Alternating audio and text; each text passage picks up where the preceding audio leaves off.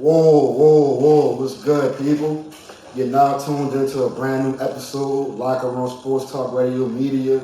Today, I got a special guest with me, Aristede Williams. Y'all know what I do. I don't really get into the introductions. I want to let this man introduce himself. So, well, my name is Aristede Williams. I'm originally from New Orleans, Louisiana. Now I'm a resident of New York. I'm a chef out there, private chef for Jamal of the New York Jets. Okay. And I do a couple of other things. I do private gigs and private dinners that bring young black entrepreneurs and just business people together. And I'm back home doing a podcast with my man. So Right. It's been a long time in the making. I've been trying to get this man since around Thanksgiving of last year, but for whatever reason, things ain't, put together, but now they have, and I got the man with the legend right here, so we're gonna get into a lot today, man. So, starting off, like you said, you're a personal chef for Jamal Adams, all pro NFL safety. So how did y'all guys originally meet? How did y'all link up? How did you come into that opportunity? Well, honestly, when I was staying in Baton Rouge, I went to Southern University, graduated from Southern Criminal Justice. Jamal, I believe, was a sophomore, and I had just started cooking, just practicing, honestly.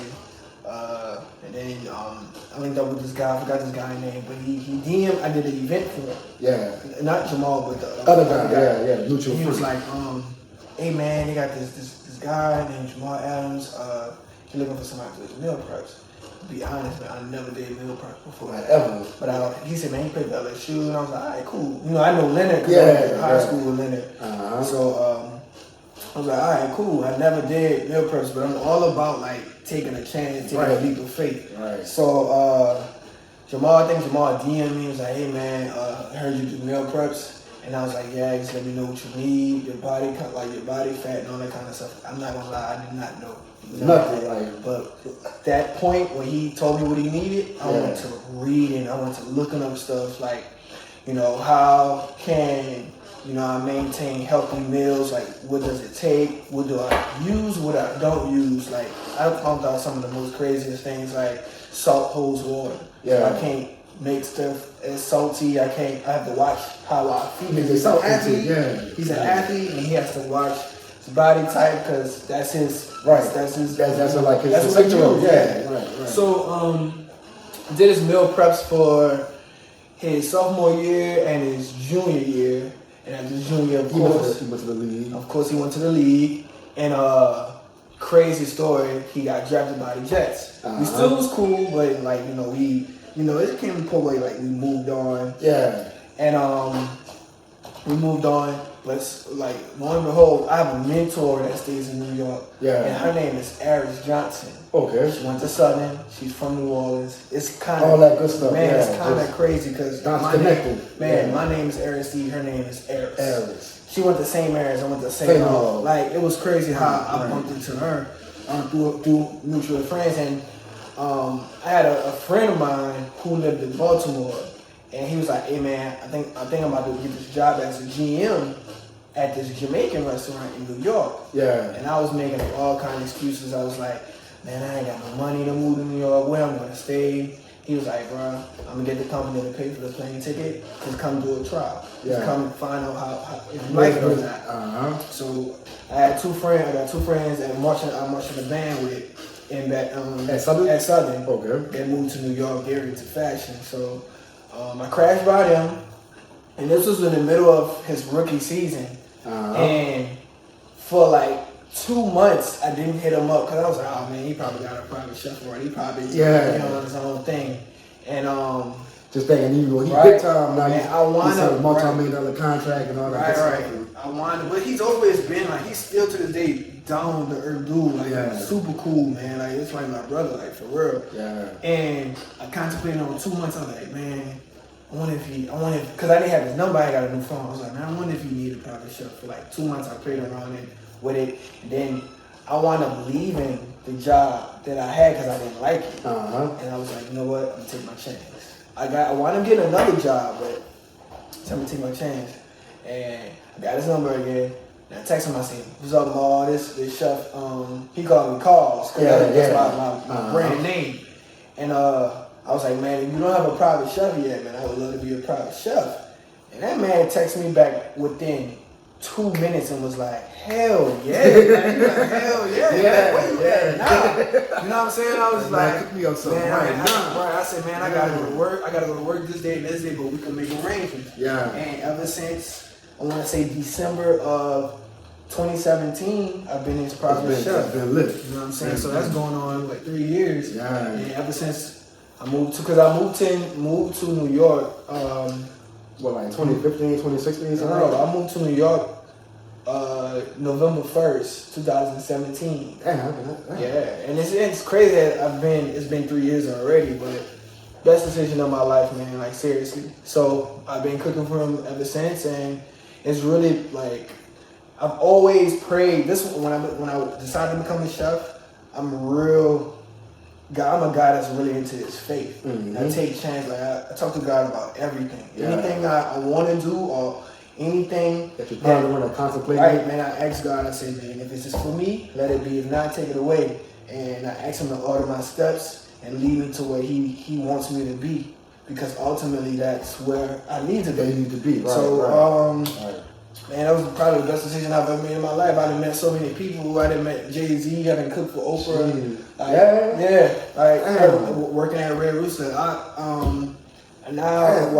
Currently, I'm self-employed because I got my own thing going on now in New York. But I didn't work for Marcus Samuelson of Food Network and Chef Alex of Food Network. Okay. Both of these chefs are on the show Chopped. It's just a crazy. So into the Food Network, this man is rubbed shoulders with some of the top elite people in the country. You gotta watch these people on the Food Network every week, and he cooking and rubbing shoulders and networking with all these famous people in that industry. So like you said, seriously, just whatever God has for you, He has for you, and just He's a testament of stepping out on your feet and really just kind of ultimately. Yeah. Take a chance on yourself, and if you feel like like you have any doubt, just turn to God and just talk to Him about it.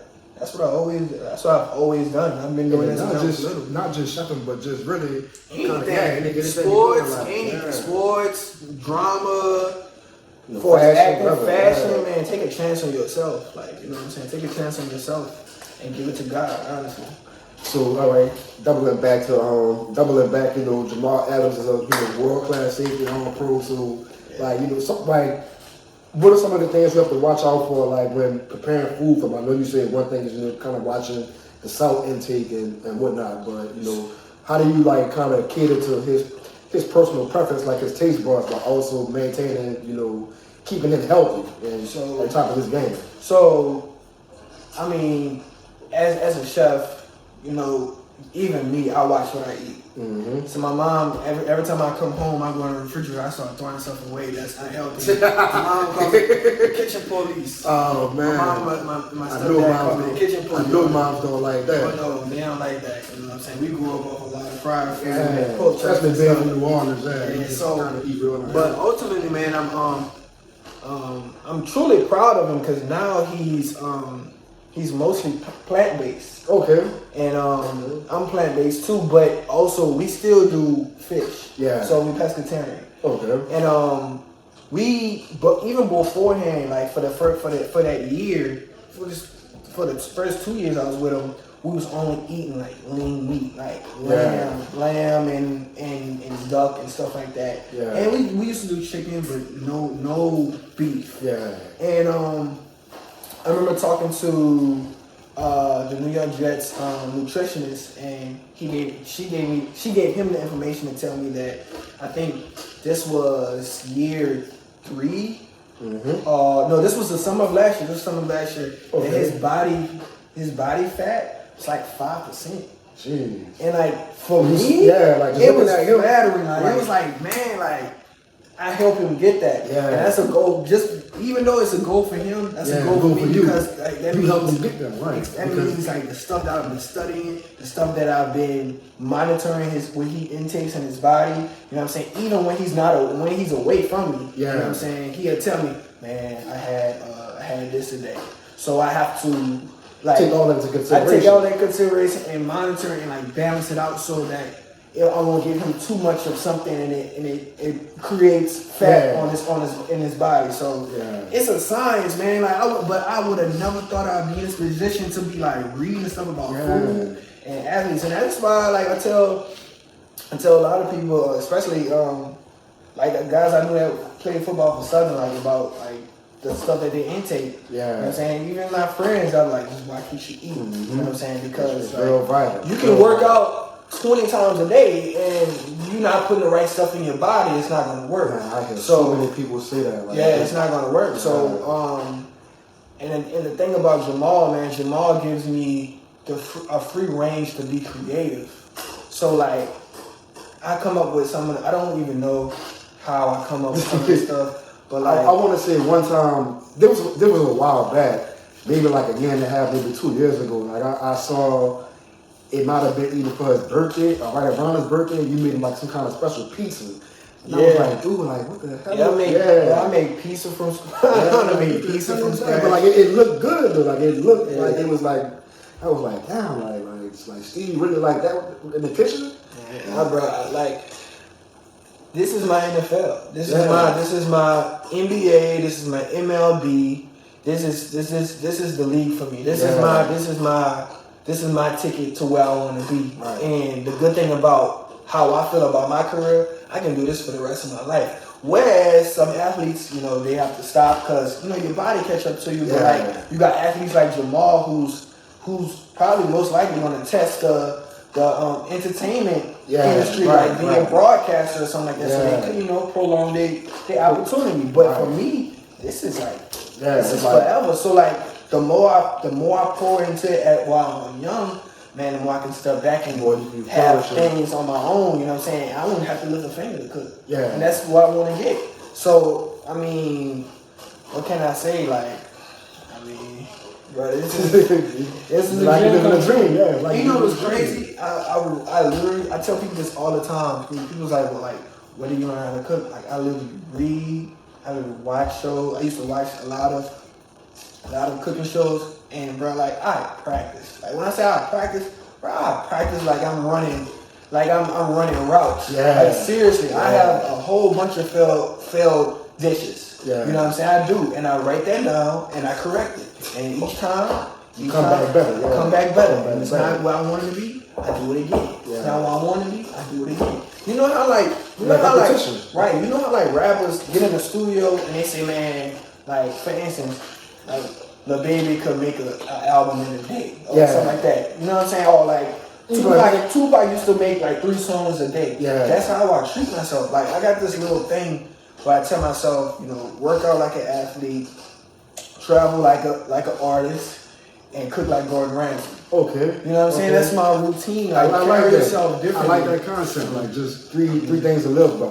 Three things to live by, man. It's just I just want to be I'm not gonna sit up here and sugarcoat nothing. I want to be the best, and me not pushing myself is not going to get you there, right? You know what I'm saying? But ultimately, it's me versus me every day. I don't compare myself to another chef. I don't compare myself to anybody else because me getting a victory over that chef is really not going to do nothing for me. Right. But if I compete against myself every day, I can only get better.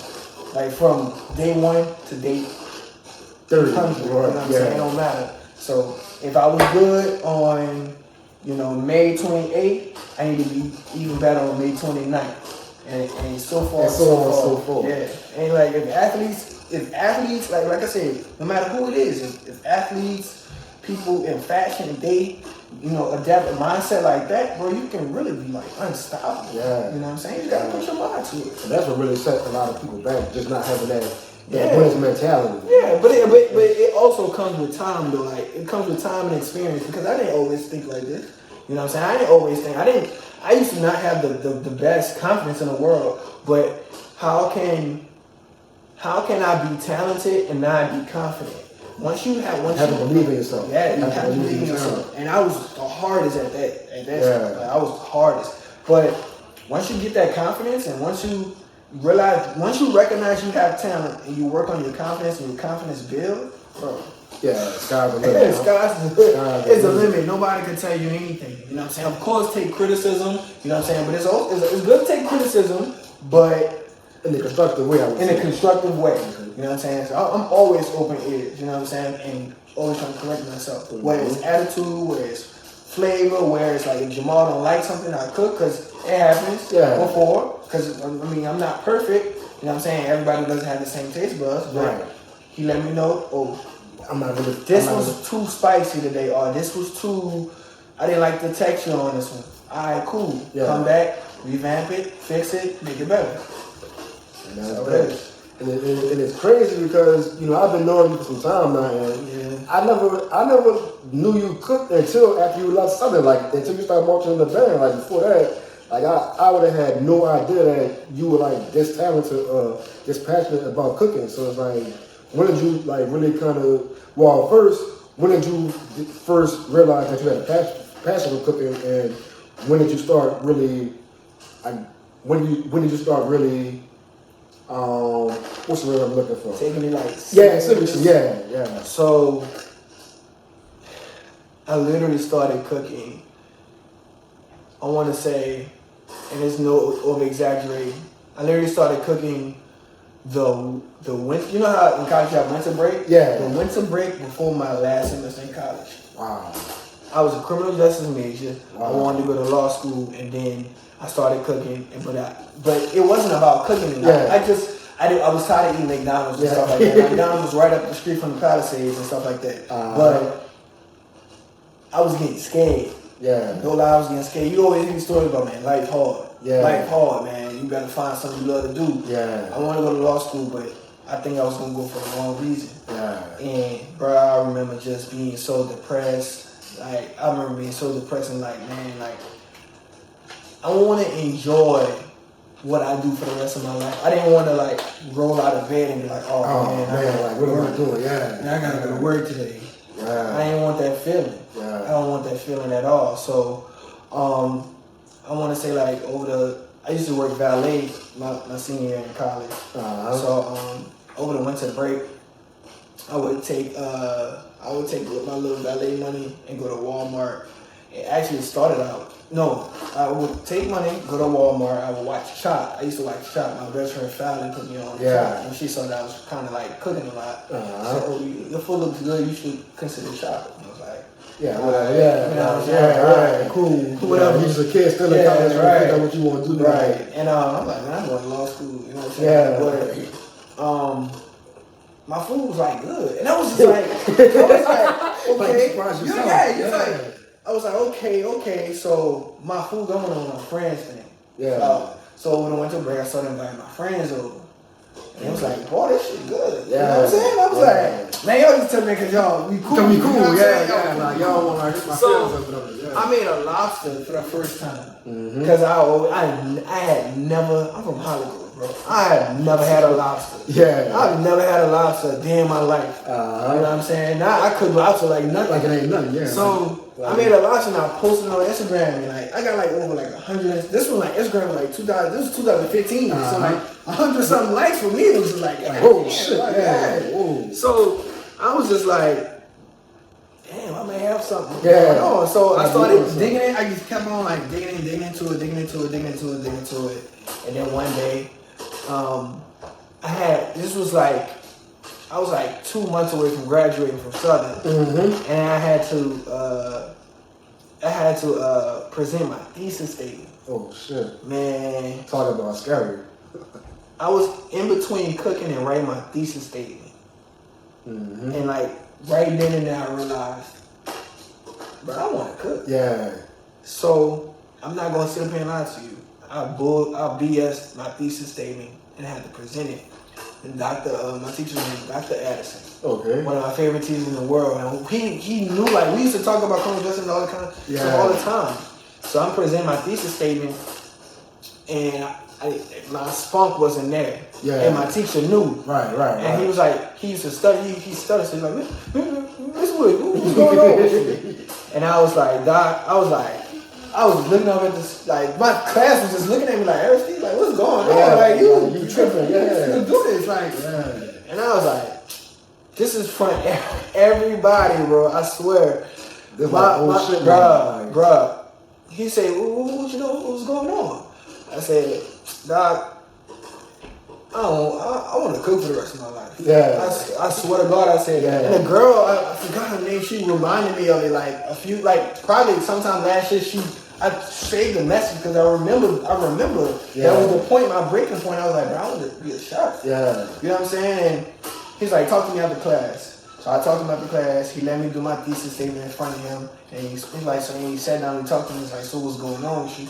I said, Doc, like I told you just now. I said, Doc, I don't want to roll out of bed and regret my job. I don't want to just pay bills and have a family. I want to have a family, but I want to live. Yeah. I want to enjoy what I'm doing. Right. So in the midst after that, it was a rough path because like figuring out how to cook without actually working in the kitchen is the hardest thing ever. Because everybody say, oh, your food look good, and patting you on the back and stuff like that, but you need to learn the fundamentals of the kitchen, like cross-contamination. You need to get like not all kind of documents, but you need to learn a whole type of system in order to even claim the chef name. Yeah. And I didn't know that at first. And but I remember breaking down, and I was like, God just let me know. If this is what you want me to do, give it. Like I'm ready. Just give it to me. I'm ready. And I just want you to guide me. I just want to follow behind you. And because I knew criminal justice wasn't it. Yeah. This was at the time like Trayvon Martin had got killed, and I was just like, the system was just so And I was just like, I don't want to be a part of that. I'm a good dude. Like what I used to say was, if I become a lawyer, I didn't want to put innocent people behind jail and guilty people on the street. I didn't want that. I'm not a good liar. I don't lie. Yeah. I'm not a good liar at all. I don't want to be like, I don't want to be put in a position where like I have to judge. Yeah. Do something for $1. But with food, something immoral. Right. With food, everybody has to eat. Everybody. You know what I'm saying? And then I say, if I want to do that, I don't care if somebody say, oh, all I drink is water. I'm gonna try to make the best water you can ever try. You can ever have. And I remember praying in my small apartment, saying, God, if you want me to be a chef, I do want to be a chef, but I don't want to be any kind of chef. I want to be a chef for athletes. And this was literally a year before meeting Jamal. Jeez. And now I live in New York. I really cannot make this up. Like, I cannot make this up. So it's all God saying. It's like a Hollywood story. But a movie script.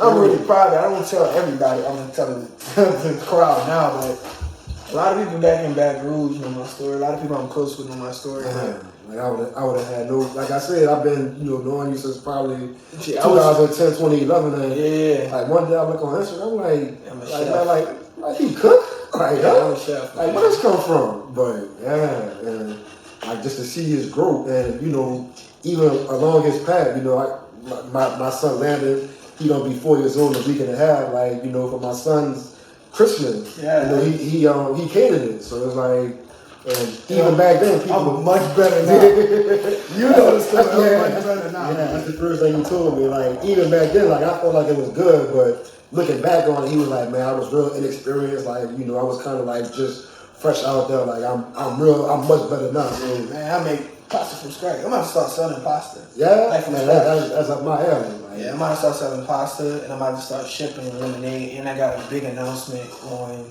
July 1st. Okay. I'm not gonna say it on here, but it's pretty big. It's pretty big. I'm pretty proud of myself. I've been looking forward to that because you've done a lot of big things. Like in kind of on the independent scene, like as far as like doing like some of your, like you said, some of your entrepreneurial dinners, like the Jet theme thing and all that. So it's like you've been doing a lot of good things like over the years. So it's kind of like, how did you come up with some of those ideas? Like, how did they come to fruition?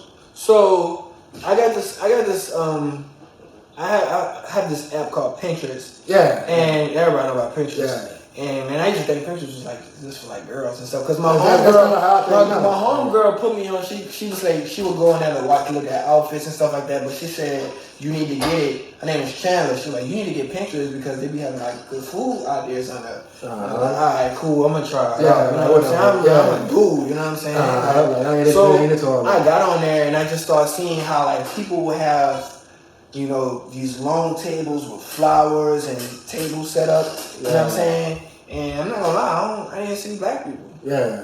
You know what I'm saying? And I wanted to make, you know, something for people of my age or my your ethnicity. Yeah, like your demographic. Like, because like people that look and act and talk like you, like come from your No, not necessarily that, but just putting young black like people together. You know what I'm saying? Because we don't have that in New Orleans. We don't have no rooftop. We have it, but it's just going to get there. It's just going to get there. It's common in Atlanta and Houston and Dallas and New York. That's a common thing in those cities, but we don't have that. And to say that we don't have that and the kind of food we have out here, it's ridiculous. Yeah. So I agree. I came up with this idea. I was like, man, I'm gonna do pop because beforehand I was doing little pop-up shops, like chicken wings, But like I wanted to do. Once I went to New York and see how like you play, how you get down, the push, the rush of the restaurant, I said I can handle it.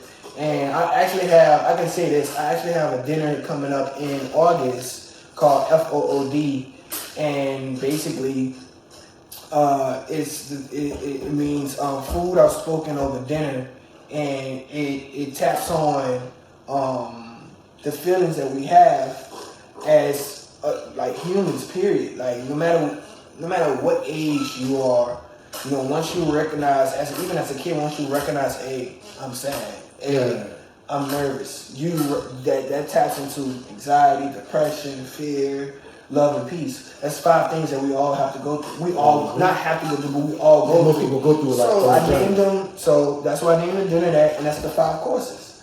And in the midst of that, I'm gonna dissect what it means and how to handle it. Jeez. Yeah, and there's something that like, I mean, especially like let's be honest, like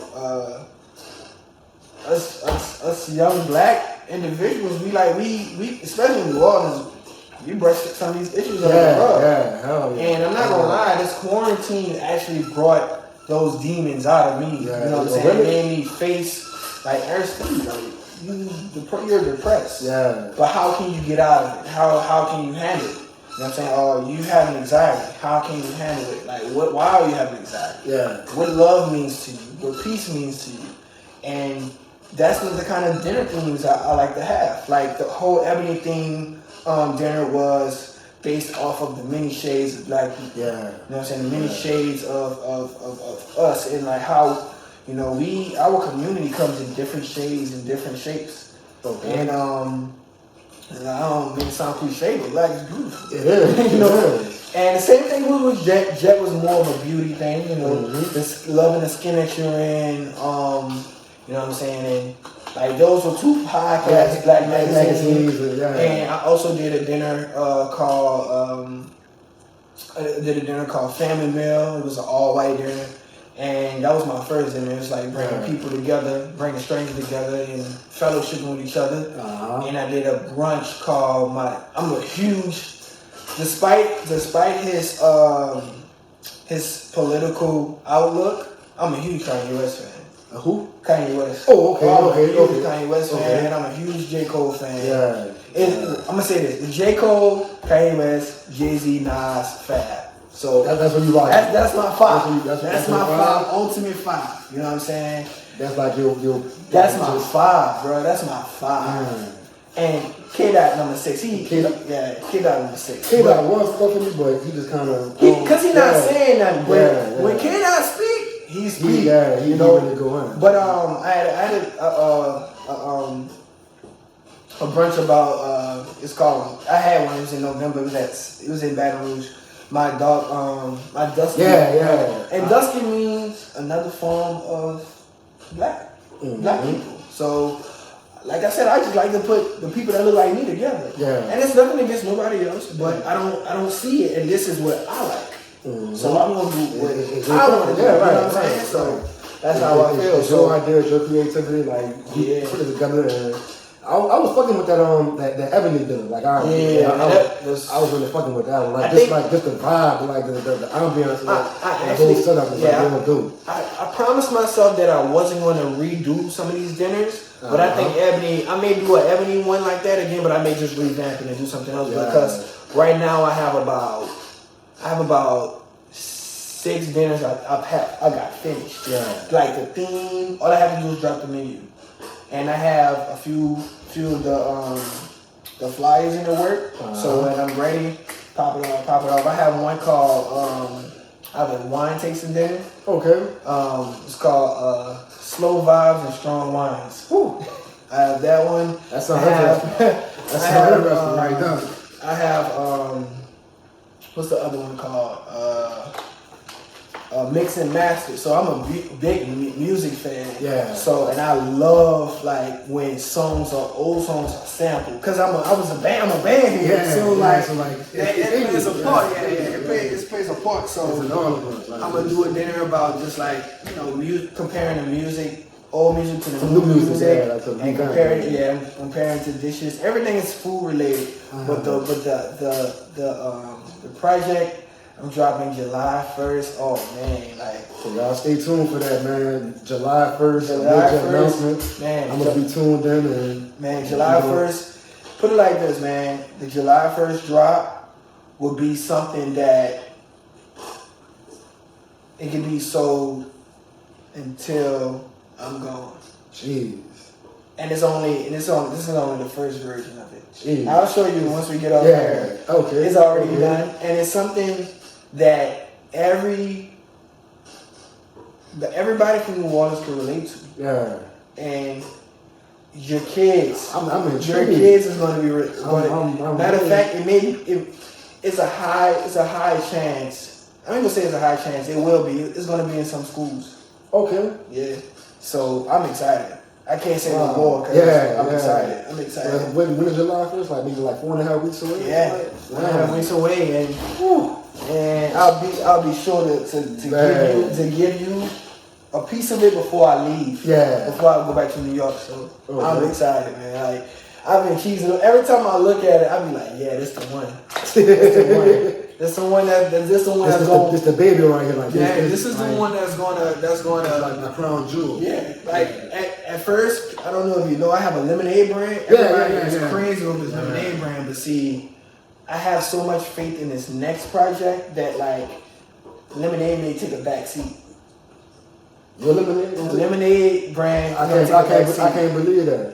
The lemonade brand. And for the people who know, like y'all know, like his lemonade really hit. So for him to feel that confident in this upcoming project, y'all better put y'all seatbelt on and get ready. I'm not gonna lie. There be times where I was like, man, I might just drop it.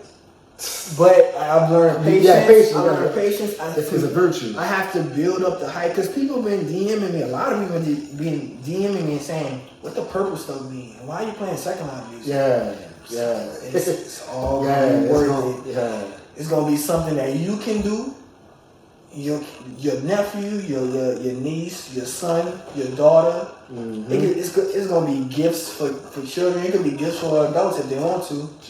And it's gonna come with certain things. Man, I'm so excited, bro. I ain't gonna lie to you, bro. I'm so excited, dog. I'm so proud of myself because it started during quarantine. This is a quarantine project. Yeah.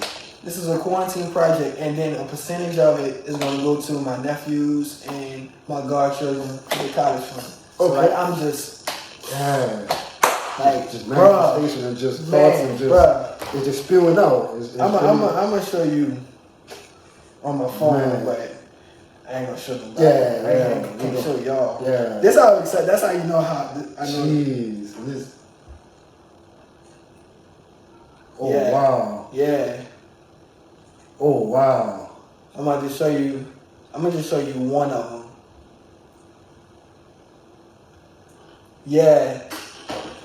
Yeah. Yes, man. And I know you're not hype.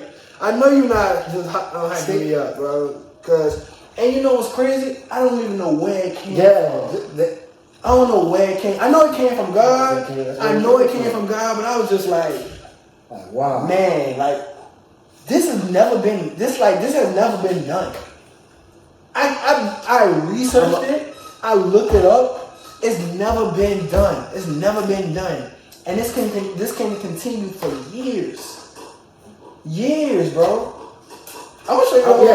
I'm gonna show you the whole idea. Yeah. Y'all ready? Yeah. I'm ready. July 1st. I don't even look. I don't want to keep it. Look, July 1st. Y'all stay tuned. Man. This man gonna hit y'all upside y'all head, and y'all gonna be like, whoa. Like, what the? My mom was like, boy, what? And literally, like the first day of quarantine, quarantine here in New Orleans, like I was on Instagram, and a guy it might have been a national guy, I can't think of his name, but he was saying like, he was interested to see what was going to come of quarantine because, he was saying some people were going to like just kind of fall back and kind of fizzle out, and creative people were going to kind of rise to the occasion, and I'm not gonna lie, them first 2 weeks I was stressed out. Yeah. This idea flourished on April 3rd. I would never forget that day. April 3rd in my apartment in New York. April 3rd. And now after finishing it, I'm a month away from dropping it. Yeah, when that dropped, He gonna win. Yeah. So, I mean, outside of that project that you finishing up on, I know you were talking about some of the dinner concepts you had coming up. So with the pandemic going on, like it seems like it's finally slowing down. Cities are starting to open back up a little bit, slowly but surely. I still don't trust it. Yeah, I was getting to the same thing, but on a personal level. But like, do you kind of plan to have any of these projects materialize as far as the dinners and the concepts at any point this year, or you gonna wait to 2021 and like kind of No way, it's happening this year. Happening this year? It's happening this year. I've been investing into a little monitor with the temperature thing. Okay. But the groups are probably gonna be like 15. But I'm doing it this way. So when I do the event, I'm gonna have 2 days. I'm gonna do it. It's gonna be a weekend event, so we might get a Friday and a Saturday night, but it's gonna be probably 15 max, 15, 20 max, depending on how everybody feel about it. So, but I'm really pushing towards it. I like that because it's intimate. Small. Yeah. Cause see, honestly, bro, this is not about money. Yeah. This is not about money. It's all about a vibe and experience. You know what I'm saying? So, I'm very excited. Like, I'm excited. Like I said, if I could, I want to try to get up some of these events, man. Man, come on, man. Because the first is going to be the FOOD is going to be in August, and I'm going to do a gospel brunch in September. Okay. Those are definitely 2 events that I definitely need to be at, man. Yeah. Kind of, continue supporting you in your endeavors as you grow as a chef and everything else. And I'm just, man, like, you just really lifted my spirit. Like, I was already in a good mood, but like, just coming in here and like, I was here, now I'm like here. So like, it's not on me, bro. It's your energy, bro. It's just nothing but God, bro. Like, when I tell you, I move through God, bro. Like, I let God lead me to wherever I need to be. Man, order my steps. I'm not asking no questions. I'm not, where you need me to go? What's up? That's how I be. I'm with it. I'm with it. Because he hasn't stood me, like, God has never stood me wrong. Even when I was nervous to get on the plane. Like, I'm from, like, bro, like, I don't know, bro. I didn't know. I was like, man, I was asking all these questions, like, how I'm gonna get around, how I'm gonna catch the subway, how I'm gonna eat, like, what I'm gonna eat and stuff like that. And then God just kept on I mean, that's how I was going to college for the first time. I got you here. You know what I'm saying? It was one time where, like, what happened? I think, I'm not gonna lie, I got my second job, I got fired because I was inexperienced. Yeah. And it was an Italian restaurant and I didn't speak the language. Yeah. So I was there for like a month and a half, and like I could cook, I could like like cook. Yeah. You know what I'm saying? But I couldn't understand the language, so like I would mess up on certain things in New York and play. And I just thought it's just so fast. Right, and at that point I was like, I probably was like a day away from booking a plane ticket. After I got fired, I was a day away from booking a plane ticket. Coming back home. And coming back home. And literally my mentor called me and I told her what's going on. She said, don't worry about it. We're gonna see if you get this job. Got a job. Like that. And like it just dawned on me like how like God will push you, God will bring you somewhere just to get you in another place. Somewhere else. You know what I'm saying? Yeah. Like, bro, let me tell you something. Let me tell you a story. Let me tell you a story right fast. And it's gonna be short and sweet. I'm listening. I'm all listening. I was before the pandemic. I was working at a restaurant called Red Rooster. Mm-hmm. Red Rooster is in Harlem, one of the staples of Harlem. And you've been there for a while, huh? Yeah, I was there for 2 years. Yeah. Man, we did an event. We did an event at Columbia University. Okay. And on our way there, the lady who's over HR, she said, "Oh, Jay-Z is going to be there." In my mind, I'm like, "Wow, that's crazy." Jay-Z, one of my idols. Yeah. Bruh, I said, "I kid you not. I kid you not." I said, "I'm gonna shake his hand." Straight up. I said, "I'm gonna shake his hand. I'm gonna meet Jay-Z today." Yeah. And guess what? We was not supposed to meet Jay-Z because Jay-Z, this is what I don't know if you remember. He had on the blue suit and he was talking on a panel with another guy at Columbia University. This is the last panel he's done. He's done. So and this was early this year. This was in February. Mm-hmm. So, we down there because we was making food for the guests. Yeah. So we down there making food for the guests. She comes downstairs. We've been out for like 3 hours. She comes downstairs. And, I had my chef stuff on. And she comes down there and she was like, "I need these glasses clean ASAP." Whatever. She said, and it was too heavy for the lady to bring. Mm-hmm. So Eris, they call me Eris. Yeah. They say, "Eris, I need you to bring this upstairs." And I brought it upstairs. I went to the green room. Ace of Spades, Deuce, the whole thing. Right. And stuff.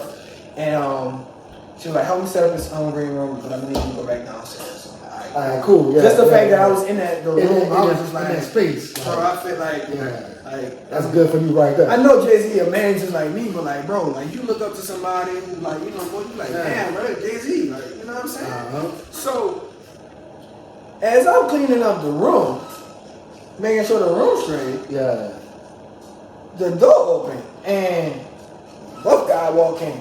And when I was about to walk out, he said, "Hold up for a second." And he said, so I sat back. She's like, "All right, I'm chilling." Yeah. The door swung open. Beyonce. Beyonce is drop. The biggest star in the world. Like, Beyonce is drop dead gorgeous. I don't think nobody say, bro. That lady is like beautiful. You know what I'm saying? Say, "Hey, how you doing?" I say, "Hey, how you doing?" You know what I'm saying? I met Beyonce at this point, so I was like, "All right, I'm good." You know what I'm saying? So I didn't talk to her at all. Yeah. So we just spoke. So I walk out and I walk in the hallway. She said, "Okay, Aristide, I need you to go downstairs, make sure the food gets out because I'm one of the leaders." Yeah. So I'm like, "All right, cool." I met Beyonce, so I'm straight. I'm good. I met his wife. I ain't got no words. So I'm walking down the hallway and it's packed because all of the crowd is going downstairs. Uh-huh. So the security over the building was like, "All right, you can't go that way because it's the." I'm like, "All right, cool." I was like, "Okay, well, I'll go down the steps." Yeah. And he was like, "Nah, you need somebody downstairs to open up the door for you." Yeah. And I was like, he said, "Man, you just gotta stand here for a second." And I was like, "All right, cool." Without I get back on the wall, Jay-Z walked past me. I was like, "I know you lying." So at that point, you had to the lost your shit. Like, in my mind, I was like, "Bro, this Jay-Z, dog. Yeah. This Jay-Z." So he goes in the room. His mom passed me. She was talking to me for a second. It wasn't even nothing. Right, just like small talk. So he comes back out. He stands in the hallway. He's just dropping game because it was something about black empowerment, all kind of stuff like that. He was talking about. So he was talking. This man turns. I'm like say he's facing this way. Yeah. Talking to everybody. He's turning around talking to everybody about just empowerment, just like how do we gotta keep doing stuff like. So I'm like I'm gonna fly on the wall. Yeah. Just soaking up all the energy. Yeah. Man, this man turned around directly to me. and shake my hand. He was like, "How you doing?" He must have knew I was a fan. He must have knew I was a fan, bro. He must like read it. He probably just like saw like how cool the thing. Yeah, I was just like chilling. I was just chilling, man. Look. There's two ways niggas go. Like, you somebody you really fool with, bruh. You either lose your shit, bruh, or you trying to be too cool, right? Play it off. So he turned around. He turned around. He shook my hand like, "How you doing?" I said, "Man, it's a pleasure to meet you." He said, "Likewise." And I was like, "You motivate me." He said, "Man, I appreciate you. Just keep striving." Yeah. And he shook my hand. He walked off. Ever since that day, I said, "Bro, I could do anything I want to do." Because I manifest myself into that situation. Right. Because when I told you on our way there, I said, "I'm gonna shake his hand." And I wasn't even supposed to be there. I wasn't even supposed to. Matter of fact, I wasn't even supposed to work that event. Yeah. I wasn't even supposed to work that event, G. So like, and all that shit came true. So and ever since then, I said, bro, I knew I could be anything I wanted to be, but it was just a prime example of like, you gotta talk like when you talk your way into rooms, and like that millisecond for Jay-Z was probably literally nothing. Yeah. But for me, that meant so much. That meant so much because like I already had belief, but it made me be like, Aristide, like, you got this shit. Like, what if you would have never got on that plane and come to New York? What if you would have never took a chance? What if you never hit up Jamal? What if you would have never got fired at that job to get this job to work on Red Rooster? What if you would have said, no, I don't want to feel like working this event? Not knowing. But every single time I'm like, God, where you want me to go, man? And it happened. So, man. This man here is a walking testament. Bro, I'm just like, I'm literally a walking testament. Blessed, bro. Like, I'm blessed, and I thank God for everything. Thank God for everything He put in my life. Even when I think I have a bad day, I thank Him for that. You know what I'm saying? I thank Him for bad days, good days. You know what I'm saying? Headaches, all that. Because I have one. I'm able to have a headache. Because somebody woke up, didn't wake up today. You don't have the luxury of having a headache. I never thought about that in that perspective. That's crazy. Like, this man literally thanks God for headaches because some people don't wake up to hell. Jeez, that's wild, dude.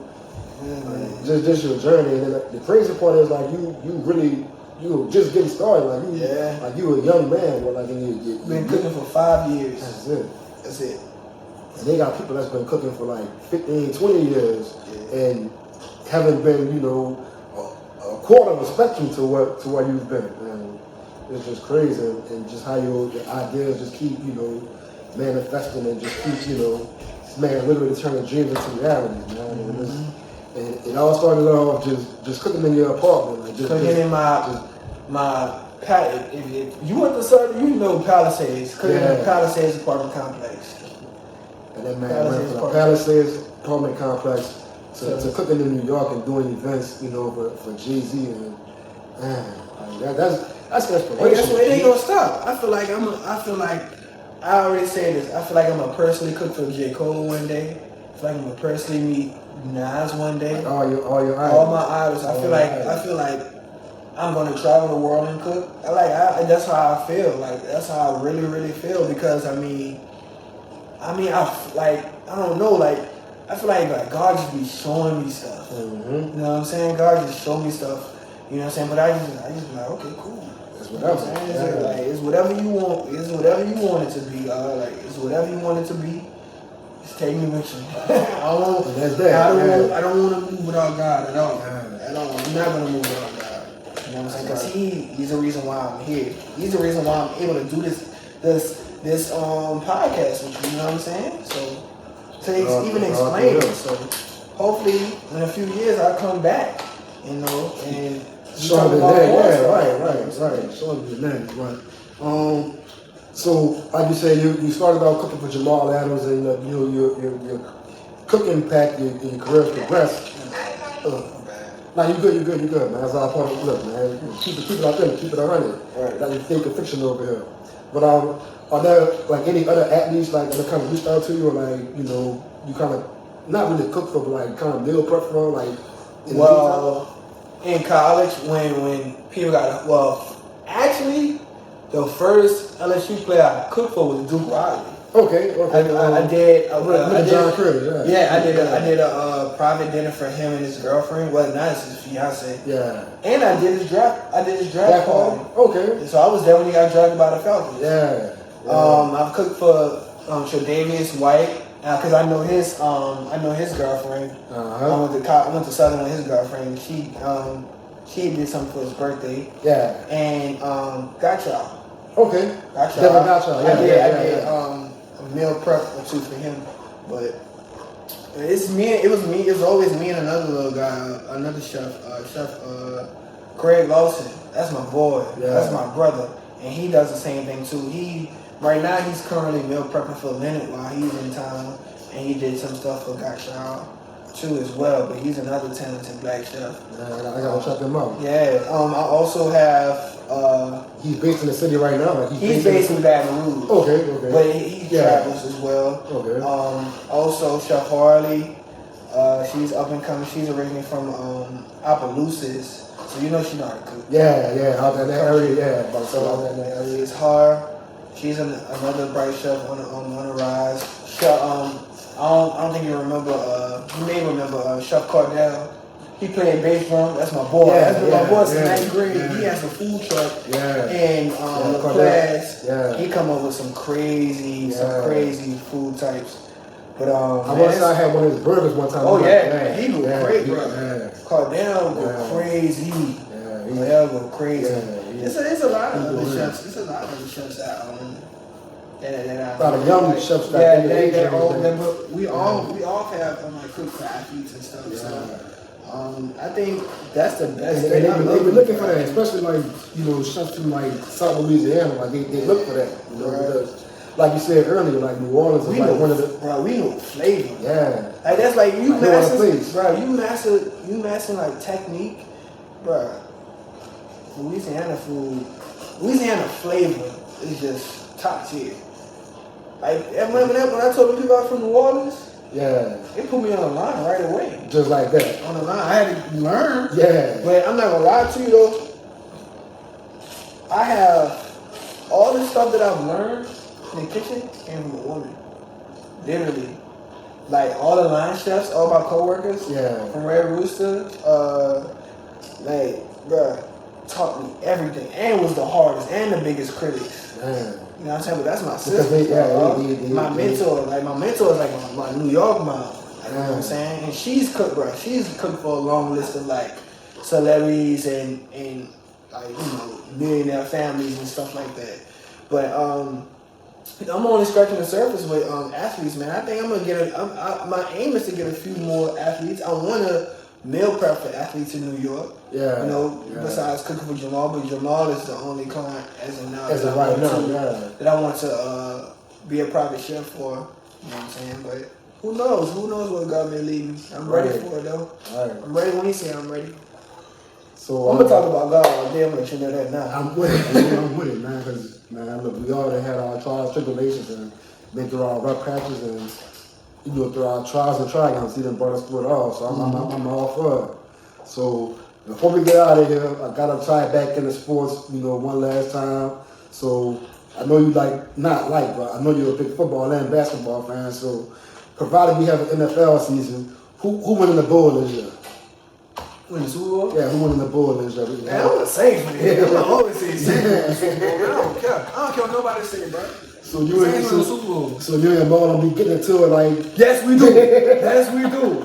For sure. For sure we do. He from Texas though, you know how the Texans do this, but he's a competitor though, bro. So you know what I'm saying? My dude gonna get a ring. You think so? He gonna get a ring, but not this year. Since out yet. So I know it's a lot of speculation. So and I know you don't have all the answers, but I know you don't have answers, but have no answers for that. Just from you being a fan, if you didn't know him, do you think he finished his career in New York with the Jets? Or? I personally think. And this ain't no inside scoop or that. He's not inside scoop. This man being a fan, right? And so don't take it the wrong way like that. I ain't got no scoop. I'm gonna be really honest with you. And say that I want what's best for my client / brother. So whatever happens for him. I'm gonna cheer for him regardless. Mm-hmm. I'm not gonna dig into who I think he's going to because that's not my job. My job is to make sure that he's top tier, food wise. Yeah, that's it. And that's it. You know what I'm saying? That's one thing we don't talk about. I don't. Even though we're cool, it's still business. Yeah. You know what I'm saying? And I don't want to be, because right now, like you can see, the internet is just so messy. It's a crazy place. Yeah. So I don't know. Yeah. I'm not gonna say I don't care to know, but like, just you better off not knowing. That ain't my business. Yeah. That ain't my business. I just cook. Y'all heard it here first. This man just cook. He ain't got no answers. Nope. He ain't got no scoop. Look. He gonna be a Pro Bowler. That's what I know for a fact. He gonna be a Pro Bowler, and he gonna get him a ring.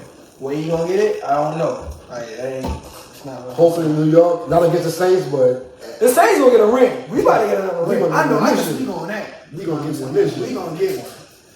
After what you heard, we going to the bowl this year. We're taking it back to the Emerald. And I know you're a basketball fan too. Got some preliminary talk saying that the NBA season may kick back off July 31st in the next month. So if it does, who taking the finals? Who taking it? I'm gonna say this first. Why y'all hate LeBron? So why people hate LeBron? I think people hate LeBron because they compare him to Jordan so much. And why? He his own man though. Like, you know what I'm saying? I'm gonna tell you, the other day I watched this video on SB Nation where they talked about Harold Miner. For those who don't know who he is, that was like a shooting guard that played for the Heat in the mid '90s. But I'm getting somewhere with it. So basically, they were saying like anybody that has potential of going pro, that's like an elite scorer between the height of 6'3" and 6'8" or 6'9", and like kind of has a similar body stature, like between 185 and 220, 230. Like for whatever reason, they can compare to Jordan. So that's crazy. So I guess coming out of high school, LeBron was what 6'8". Yeah, at the time, probably like 220. I was watching LeBron, so that's when the comparison started, and just him being called a chosen one, the king, and all that. Right. Like, I was in middle school, bro. I was watching LeBron in high school. And I was in middle school, my brother played basketball. My brother went to John Mack. So he played basketball at John Mack. Graduated in 03. Yeah. So they was the same. Yeah. So my brother watching LeBron. I'm watching. You watching LeBron too? Yeah. I blame him for Fab and Nas. The reason why I like Fab, Nas, and Jay-Z. Man, that's 3 of my top 5 right there. Right. That's 3 of my top 5.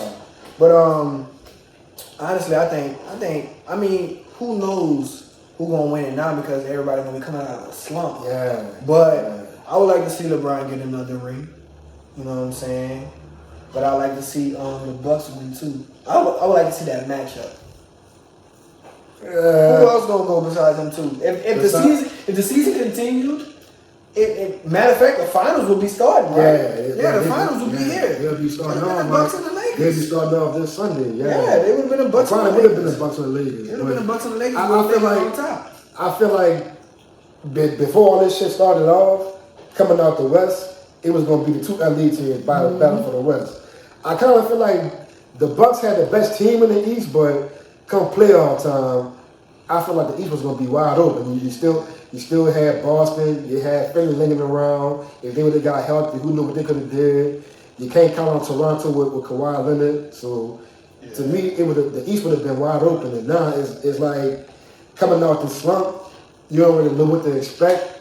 So as of right now, it's hard for me to say. The Lakers probably win it all, but it is. I can't call it right now myself. But the favorite probably is the Lakers. Yeah, I said the Lakers. I mean, but the West was stacked. But I don't see them winning. But I like, you know who I want to see in the playoffs though? Who? Like a matchup? Who? D. Leonard and Westbrook. That is one of the best rivalries. Hell yeah. Bro. Cause both of them home. Yeah. So I ain't gonna lie. And they got the player rivalry they cool when they on the court.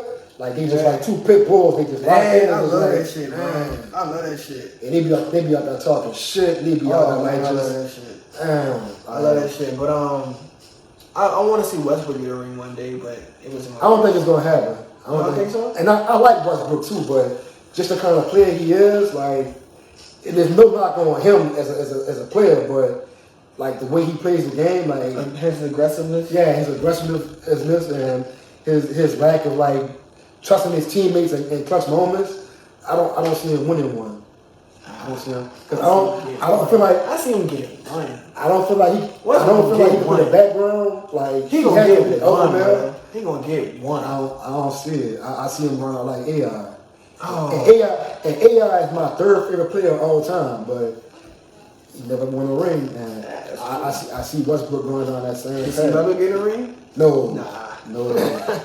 That's like. Sorry, Melo. Yeah, people like Melo, Westbrook, AI. Like I have all these people like in my top 10 players. Charles Barkley. Yeah, no, not Sir Charles. Sir Charles. But I just have something like players that like really take teams, put them on their shoulders, and like fight the odds. Like it's just something about those kind of stories that I just kind of gravitate towards. But I don't see him winning the ring. But I hope I'm wrong. But I don't see it happening. Like players like him, James Harden. I don't see James Harden. That's my opponent Tory favorite player. Yeah. James Harden. Oh, Tory Williams that plays now? Yeah. So he stay on Facebook talking about Westbrook. Not Westbrook, on James Harden. Right, that boy love that dude. Loves him. James Harden. He just that dude to no end too. To no end. Oh God. But I still run with the same dudes from St. Augustine. Yeah. You're the same. I run with the same dudes. Like it's crazy how just being in the band like just kind of sports. People don't get that, bro. People don't get the same. That's like right. Like the People don't get the same. Like, me and this man both with the St. Aug. I graduated from St. Aug maybe like 2 years before he started going there. And it's like just that purple night and that band bond, like just it made lifelong friends. Like it's people that went to St. Aug like 5 years ago. Like when I was at St. Aug, these dudes were still in like elementary and middle school. It's like I remember you. I remember Smitty. Yeah. All y'all boys. Yeah. I used to go to the games. Yeah. Especially the Z-line. I used to study, bro. I used to study. My dad would bring me to the game. He would bring me to the 3-5 game. Because I was going before Katrina. Yeah. So he would bring me to the 3-5 game, the Kennedy game, all them games, we just watched the game. My dad, like I said, my dad went to John Mack. My mom went to Fauché. Yeah. My brother went to John Mack. My stepdad went to John Mack. So like, how you been up at St. Aug? I ended up at St. Aug, but my dad, he knew how much because I wanted to go to Marshall when I was little. Who didn't want to go to Marshall? Class of 01, to Marshall. But I wanted to go to Gregory right before the storm. Right before the storm hit. But all I knew is I wanted to go to St. Aug since I was little. Yeah. I just knew I wanted to go to That's St. how I Aug. was following behind my older cousin. Since I was like 4 or 5 years old, that's all I knew was St. Aug. All I knew is St. Aug and Kennedy. That's it. That's it. If I didn't go to St. Aug, I was going to Kennedy. Right. My dad is real cool with Mr. Rawlins, both of them. Yeah, Rawlins brothers. Yeah, Rawlins brothers. So, and that's when I think the youngest brother was at Kennedy, right? Yeah. So he knew him. So and for those who don't know, this man Daddy in the band war in New Orleans. This man Daddy is a band legend. Like this man, not like this man Daddy founded the legendary Z5C. Yeah. So like all y'all band heads, y'all running around talking about Z5 this, Z5 that. This man Daddy founded that. Like this man Daddy like. That's my dude. So y'all see this man like pay homage to him. For his dad. But you know what's crazy, dog? Like with the whole band stuff, I really be chilling. Like I like I come down here for Mardi Gras because I like to see the battles and stuff like that. But like I don't be hard up. Like my dad will always say like, it's okay to like the band once you're done, once you do your time, man. Don't be all that arguing under the bridge and stuff like that. You did your time. You know what I'm saying? You talking trash a little bit, but like don't be like extra super hard. Yeah, just chill. But I think St. Aug got that though. Like that's a whole St. Aug thing too. Like we be chilling. Yeah. We already know we good. We at the top. We at the top. I mean, everybody else be like, trying to get to where we are. Be like, man, look, when we was in school and even still now, like we at the top of the mountain. All since, man, all been sounding good. Yeah, they have been. They've been doing their thing. Yeah. I'm mad at the fact that the year after I left, they got the real helmets. They got the real helmets. But I used to want the helmets with the sideburns so bad. Because that's the same I grew up on. You know what I'm saying? But I used to want it. But I wanted the sideburns. They did jump so bad, bro. They did jump. Yeah, Mr. Tiller. Until the guys that with the other helmets, man. Yeah, the imitation John Mag helmets. Imitation John Mag helmets. The John Mag helmets without the drum thing. Yeah, but it's all good. Y'all still do y'all thing all the time, so can't be mad at that. So before we get up out of here, man, anything else you want, kind of expound on, it's your platform. Dream big, never give up on yourself. If you're into your faith, let God lead you to where you need to be, because where you need to be is where you want to be. This dude dropping gems right now. This dude dropping gems. Never doubt yourself. You will have doubts, but find your way through it. Follow your dreams, man. Like, that's what it's all about. Like, that's what life should be about. Is following your dreams and not caring what nobody thinks. It took me a while to figure that out, but I'm there now pursuing my thing. But man. Ultimately, man, shoot for the sky. Man. Shoot for the sky. Don't think it's too late to do anything. You know, it's never too late to do nothing. I started to become a chef literally months before I walked across the stage in college. And now God has put me in a position to be a celebrity private chef. Something I never thought I'd be. So, and I remember talking to Mr. Heyman, my brand new Sunday, and I was like, man, I was talking to him. When I said I was stressed out about this decision, I said, man, I think it's too late for me. Mr. Heyman, that's what I'm typing. I'm still cool with Mr. Heyman. He was like, I don't say nothing like that. It's never. How old are you? I was 22. Like, it's never too late. It's never too late to do anything you want to do. Yeah. And I ain't gonna lie, it took him to say that for me to be like, damn. Wow. All right, let's go. Yeah. All right. You know what I'm saying? I prayed on him. Yeah. That's what I can roll. That's right. Yeah, let's do it. Let's make it do what it do. Exactly. A young man, Aristede Williams, wise beyond his years.